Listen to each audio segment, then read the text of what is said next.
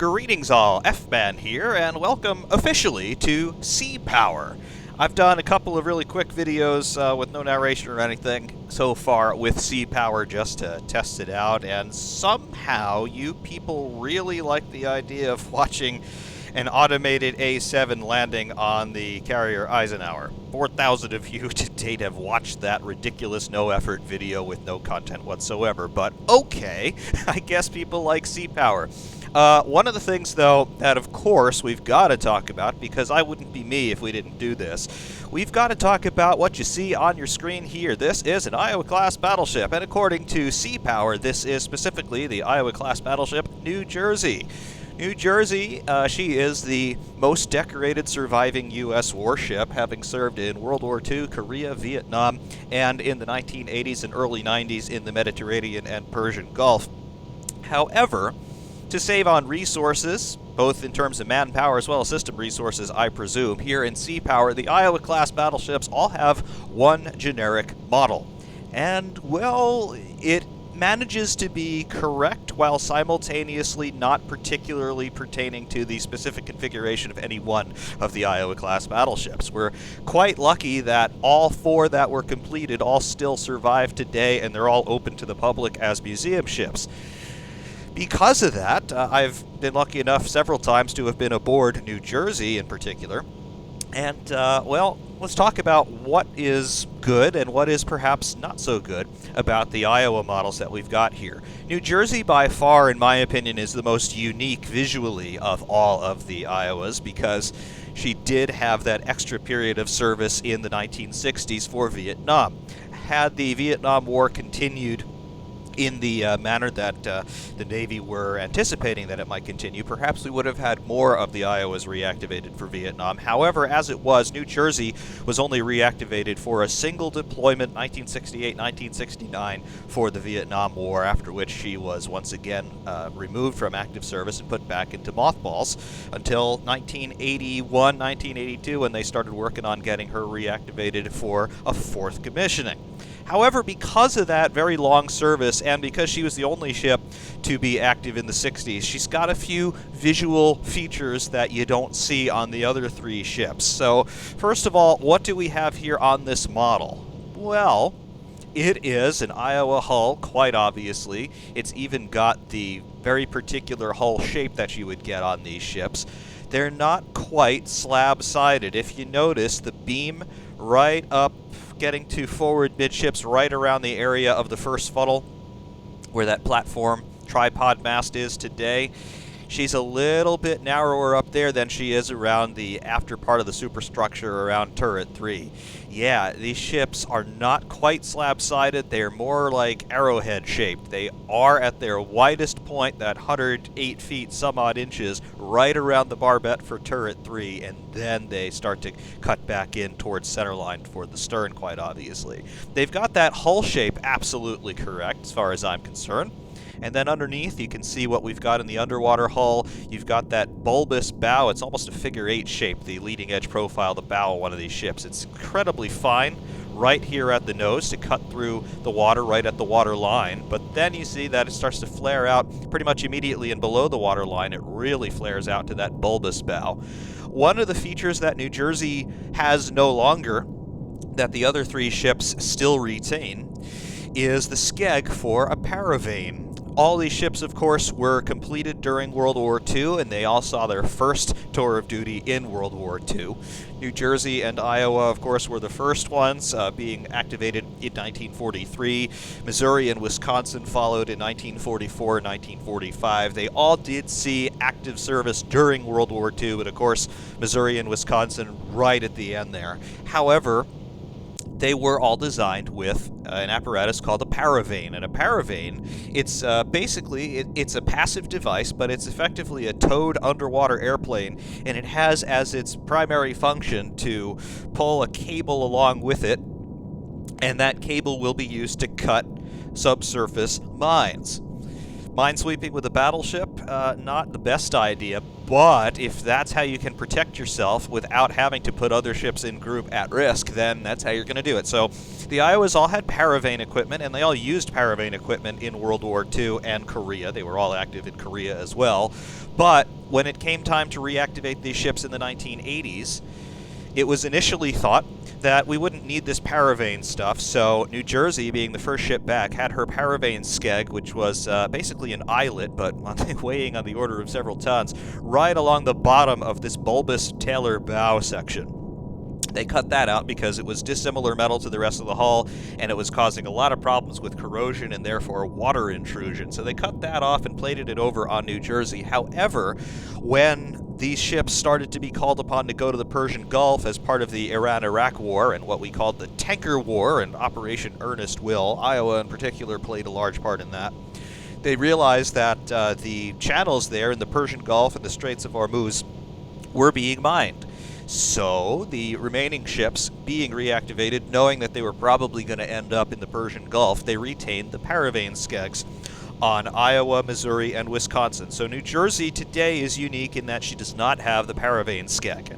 Those of you who were watching the tremendous dry docking effort that the Battleship New Jersey Museum and Memorial put together earlier this year, you'll have heard all about the Paravane skeg and just the blank plating where it would have been as the ship exists today. So that's really cool. So that's one distinguishing feature on New Jersey that the other ships don't have, and this model happens to be correct for New Jersey in that regard, but it's not correct for any of the others.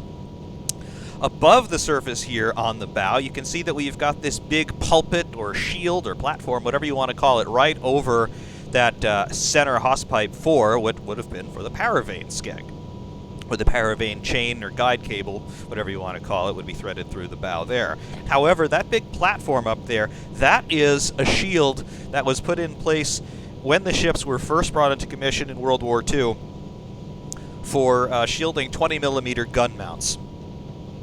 Obviously, in 1980s loadout, the 20mm anti-aircraft guns are no more. However, depending on which shipyards reactivated the Iowas, they may or may not still have that platform. New Jersey and Missouri do not have this platform today. Instead, it was replaced with a much more lightly built bulwark that's just basically a windshield to cover guys up on the forecastle deck if they're handling lines or whatever they're doing up there. However, Iowa and Wisconsin retain this shield as you see it here. So, not something you'll see on New Jersey or Missouri, but it is something that you still see on Iowa and Wisconsin. So, okay, it's 50-50 correct there. Interesting. Moving aft a little bit, obviously that's the forecastle deck with your anchor chains and the windlasses and wildcats and capstans there. However, you'll see this little gantry structure with an antenna on top. This is something that was added first to New Jersey in the 1960s for the Vietnam commissioning. However, the other three ships also received this when they were reactivated in the 1980s. This is called the disco and cage antenna, and it's just part of communications, the many, many communications things that you've got to have on one of these ships, particularly as we start to get toward more contemporary times. The antenna is more or less correct in terms of its macrocosmic geometry and its overall placement and shape. However, it does not have any of the lines, wires that stretch from the top of the antenna down to this fanned section about a quarter of the way up. And then, of course, they're secured further to the base of the antenna. But I'll give it an 80% there. It's more or less correct in terms of the overall shape, so that's okay. Everything on the main deck between the winches and capstans and things like that, the chain pipes for the anchor chain going down all the way down to the bottom of the ship with the chain locker, that looks cool. Vents, and then of course you've got hatches to head down toward second deck. That's cool, pretty good. Obviously main battery turrets here, 16-inch 50 caliber guns. We've got 9 of these guns in three gun turrets on an Iowa. That's all correct here. Some things are going to change in terms of placement, specifically of those cranes on the tops of the turrets. That's just to help with moving things on deck, particularly 16-inch shells and powder charges. However, you'll notice that turret 1, the forwardmost turret, does not have these little ears that you will see on turret 2 here, which is the super firing turret here forward. That is correct. In the 1950s, all 4 ships lost their turret 1 rangefinders. They were shipping a lot of water over the main deck, despite having this very highly flared bow, as well as having the breakwaters forward of turret 1. They got a lot of water over the main deck, and therefore water was getting into the turret. Not a great thing, so they removed those rangefinders from turret 1 on all the ships to try and mitigate that, to some success. Further measures were later required, but not too bad. Turret 2 and turret 3 here on the aft portion of the ship, they also retain their rangefinders on all 4 ships, so that looks correct. A couple of things that are not correct, though, either specific to New Jersey or in particular to any one of the Iowas. The turrets will have various things painted on tops of them. So on New Jersey today, turret 2, the museum decided to do this. They have painted the number 62, New Jersey's whole number, on the roof of turret 2. That backdates the appearance of the ship slightly to the Vietnam Commission, because that's when the crew decided, just for aircraft identification, they wanted to paint 62 on top of turret 2. So the museum has that today on the ship. However, obviously that's not here on this version of New Jersey, as it would not have been in the 1980s, to be fair. However, that's something that's no longer correct if you wanted to model the ship as she is right now. Similarly, though, on none of the other ships, because they've all got the same model, you're not going to see the American flag painted on top of turret number 1, I believe that is, on Iowa. Right, that's correct. You're not going to have the American flag painted on top of turret 1 on Iowa. You're not going to have the hull number 63 painted on top of turret 2 on Missouri. So it's correct, but at the same time it's not. So interesting there. Superstructure things now. Moving amidships here, you can see this forward portion of the ship heading toward midship, just forward of the first funnel, this pyramidal mast. This is original to the ship as they were designed. However, they look a little bit different, particularly on New Jersey relative to the rest of the class, because New Jersey was reactivated for Vietnam. And of course, we were having a whole bunch of advances in electronic systems, particularly tracking and weapons control, fire control systems in the 1960s. New Jersey received the modification to accommodate some anti-missile radar and some general fire control radar and other electronics gizmos in the superstructure on the 011 level of the superstructure. So moving up from the main deck, obviously you've got the main deck, and then the superstructure levels work 01, 02, 03, 04, etc.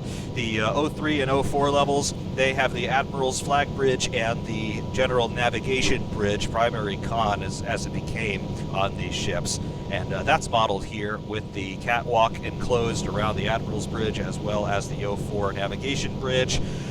Iowa and New Jersey launched with open bridges on the 04 level. However, pretty soon into their service life during World War II, they received this enclosed structure, as you see here. So that's correct. And Missouri and Wisconsin always had the enclosed bridge, as you see, so that's fine. But moving up the superstructure, the 08 level, where you can see that awning around this platform here, that was intended to be primary con, and it is used as a conning position pretty frequently throughout all the ship's active service histories. But then going up to the highest platform you can see, New Jersey has a cruciform shape up in the 011 level of the superstructure, and that is strictly a consequence of the way in which he was reactivated for Vietnam.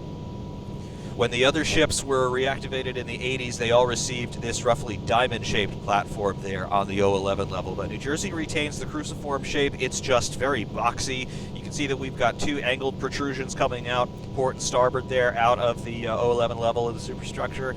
New Jersey, it's just squared off. And it doesn't really extend too much fore and aft, but you can see this diamond-shaped platform here is representative of what the other 3 ships look like. So that's another distinguishing factor for New Jersey-specific things. The Mark 37, I think it is, fire control director for the 16-inch battery, that T-shaped thing with the radar on top, that is absolutely correct. And that's an original feature of all the ships, and they are retained today on all of them. You can see the after fire control director, the same thing. We also have the Mark 38 directors, I think they are, for the 5-inch secondary battery. They're all here. We've we've got Sky 1, 2, 3, and 4. The fourth one here is just aft on the Superstructure, just aft of the fire control director for the main battery. Also got 4 Phalanx Sea-Whiz mounts. That's correct. All the ships have those. Midships here. The first platform midships, we've got box launchers, armored box launchers for Tomahawks. That's all correct. We've got the tubes, the launch tubes for the harpoons, and then we've got more box launchers for the Tomahawks. We've also got mortars here around the first funnel, around the Sky 2 and 3 directors. This is for the Surbach chaff and flare launchers. That's all correct and looks good. Funnel number 2, the aft funnel, you'll see that we've got this interesting platform, which I technically suppose you could call the main mast on this ship, just given its position. But it's just an empty platform. Nowadays, New Jersey and I believe all the other ships have a ray dome up top there in that circular area of the platform. And that was put in to control the Pioneer RPV system, the remotely piloted vehicles, what today we would call drones. Yes, battleships used to run drones in the 1980s, and I believe it was one of Wisconsin's drones that gained the distinction of being the first unmanned vehicle to record an enemy surrender in combat. The RPVs were used initially for fire control for the main battery, basically to extend the range a little bit of those main battery guns in terms of spotting over the horizon and being able to look down on a target rather than just looking at it through the rangefinders and binoculars and everything else. But because they were used in that fire control role, the in this case Iraqi forces knew that, and when they saw those drones flying overhead, they knew what was going to come. They were going to get 16 inches of hell raining down on them in short order, so they surrendered to the RPV, which is pretty cool. Going with that RPV system, though, you have got the Fantail. And this is where we have another distinction between what, in this case, New Jersey looks like today and all the other ships, both in their 80s configuration as well as today.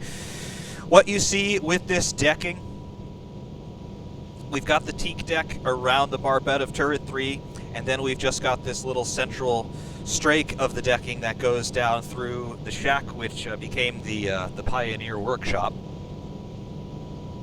And then it's just surrounded with steel and anti-skid. Part of that is to support the helipad here, which has been a feature of the ship since really the Korea era. But you see that we've just got steel decking, and we've got some rubberized coatings on that steel decking as well.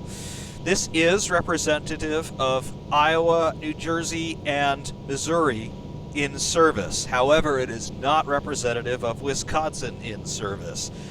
Obviously, you've got a helipad back here where you'd be landing and launching helicopters. Obviously, there's no hangar on these ships, so they would not have embarked any aircraft apart from the RPVs in the 80s, as well as the Kingfisher float planes in World War II, which were launched off the Fantail with powder-actuated catapults, which is pretty wild. Those were used for fire control and general reconnaissance in World War II. But by the time the 80s roll around, the Iowas are not embarking any manned aircraft. That includes helicopters. I'm assuming that they took the teak decking up thinking that you might be temporarily embarking a helicopter on either side of turret 3 so that you've got some parking space for helicopters in addition to the helipad itself. But ultimately that really didn't end up happening. New Jersey today does have a small helicopter aboard as part of the museum exhibit. But nowadays, New Jersey has the teak decking extending all the way across the entire width of the ship, all the way back to what is now the helipad. Wisconsin was commissioned in the 80s, in 1988, with decking extending the full width of the ship, but New Jersey, Iowa, and Missouri did not have that. So the way that you see the decking configured here, more or less representative of 75% of the class as they were in the 80s in active service. But today, the various museum caretakers have decided to do different things with the decking. Most of them, I believe, now have the teak decking across the entire width of the ship. So that's interesting there. Beyond that, you will see the boat crane and the boat davits, which have some boats installed here. The various Iowas today in their museum specs have different loadouts in terms of the boats that they have aboard. New Jersey still has her full complement of boats. Actually, she has more boats on her today than you see in this particular configuration, but that's cool. The boat davits were added in the 80s to allow a little bit more space for the missile systems up there,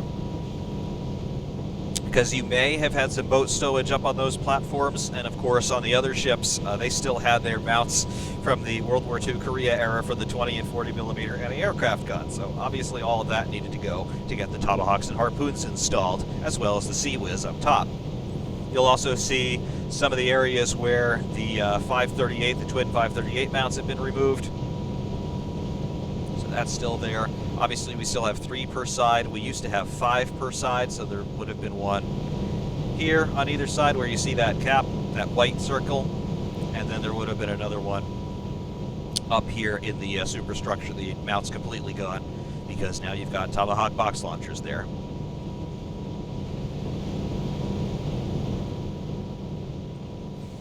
Other than that, though, the general things that you'll see on all 4 ships, they're here. You've got your 30 or 35-foot whip antennas over the 04 bridge. You've got the 538 mounts that remain on all the ships. You've got your king post and hose and pulleys and things for your unrep. These ships carried an awful lot of fuel, so sometimes they were used as a fleet oiler in some cases. But of course, they could transfer fuel both in and out via that apparatus there, so that's cool. We've still got the 40 mil tubs here mounted in these small sponsons. Obviously, they're not holding 40 mil guns today, but they were used on all the ships, particularly in the aviation support area. So you've got particularly the one on the port side. This had a little hatch cut into the side of it, and there was a fuel cart that would be stored in there, and it was on a rail system, so that if you had a fire on the Fantail, something's going on with a helicopter or an RPV, whatever, and you've got this cart full of fuel, full of avgas, you don't want that to be stoking the fire, so you could pull a lever and just have that cart get dumped overboard.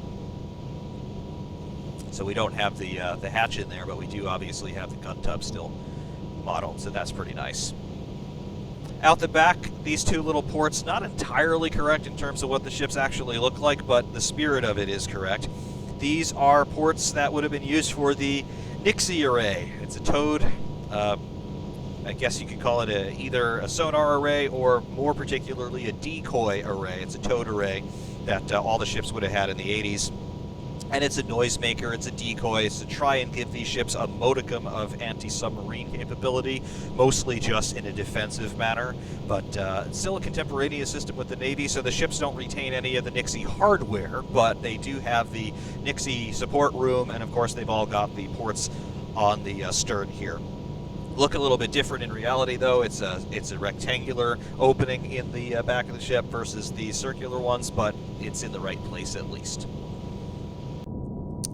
Moving underwater, there are the twin rudders and our 4 props. We've got 5-bladed inner shafts and 4-bladed outer shafts there. Very cool. You've got the skegs that are housing the inboard prop shafts, and you've got the outboard shafts, which are pretty much entirely exposed. That's all cool. You don't have the structural keel, though, modeled protruding out into the center section, an area that on New Jersey at least is known as the Holland Tunnel. But this is pretty much else fairly authentic, I would say. And again, those of you who saw New Jersey's dry docking earlier this year, you'll be well familiar with the pictures of the ship in this area. This is an enormous space, and it's responsible in no small part to how fast these ships could go. Which one actually was the fastest? New Jersey claims to have hit 35 knots. Iowa claims to have hit 37 knots. One of them is lying, but either way, these are incredibly fast ships. 212,000 horsepower rated. They could probably get a little bit closer to 230, 240,000 even if they really pushed these engines up. But because of that, and because of this wonderful hydrodynamically sculpted hull form, because of this leading edge, very fine bow, and then the bulbous bow underneath, which displaces the bow wave, cuts down on drag, very nice straked hull forms moving longitudinally down the side of the ship. And of course, all that power, even though as designed these ships displace about 45,000 tons, and as loaded out here in the 1980s, they're displacing around 56 to 58,000 tons. So, and they're 887 feet long, 108 feet wide, 170 some odd feet high. They are roughly the same size as an Olympic-class ocean liner, very famous analog there. However, they're doing a good 10 to 12 knots faster. That's remarkable for a ship this size to get that fast, but totally believable. As is, though, generally speaking, the model here in Sea Power, although I've just gone on for 25 minutes about how there are all these things that are not exactly one-to-one with how the ships actually look. If we go back, take a look here at Iowa, obviously the same model except for the hull number, 62 on New Jersey, 61 on Iowa. We go over here where we have got Wisconsin, and we have got Missouri. Missouri looks more or less correct, I would say, except for the number 63 on the turret. Wisconsin needs the decking out to the all the way out to the sides on the Fantail. Iowa looks more or less correct, but she needs the viewports on the 03 level of the conning tower, because she was the one that was outfitted as a flagship. From factory, anyway. And New Jersey really needs the 011 platform.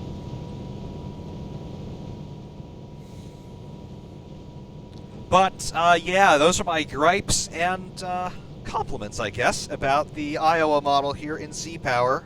Certainly not an entirely exhaustive list, but pretty much everything that I needed to say, I've said. And will they update any of this in future patches? Probably not, because it's really not that important. But those of you who know, you will know. But regardless, I hope this was at least somewhat entertaining, if not informative to you. And we'll be doing some more traditional things with Sea Power in due course, I am sure. But until next time, this is FBAT saying thank you very much for watching, or not listening, because I'm just rambling on. And of course, we will see you soon.